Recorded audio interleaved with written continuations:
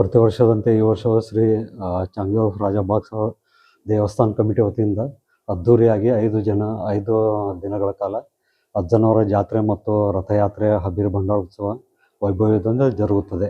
ಅದರಂತೆ ಈ ವರ್ಷವೂ ಕೂಡ 5ರಿಂದ 6 ದಿನಗಳ ಕಾಲ ಮಹಾಪ್ರಸಾದ ಇರುತ್ತದೆ.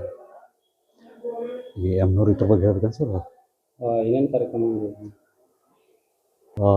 ಮೊದಲನೇ ದಿನ ಶ್ರೀ ಚಾಂಗ್ಯೋ ರಾಜ ಬಾಕ್ಸವರ್ ದೇವಸ್ಥಾನ ಕಮಿಟಿ ವತಿಯಿಂದ ಶ್ರೀ ಸಿದ್ದೇಶ್ವರ ದೇವಾಲಯ ಕಣಬರ್ಗಿ ಇವರ ಭೇಟಿಗಾಗಿ ತೆರಳುತ್ತದೆ. ನಂತರ ಕರೆಮ್ಮ ದೇವಸ್ಥಾನ ವಾಯಾ ರಾಮತೀರ್ಥ ನಗರದಿಂದ ಈ ಕಡೆ ಮತ್ತೆ ತನ್ನ ಸ್ವಸ್ಥಾನಕ್ಕೆ ಬಂದು ತಲುಪೋದು.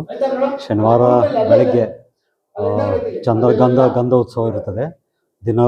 ದಿನಾಲೂ ಮಹಾಪ್ರಸಾದ ಇರುತ್ತದೆ. ಹಾಗೂ ರವಿವಾರ ಕುದುರೆ ಪೂಜೆ ಇರುತ್ತದೆ.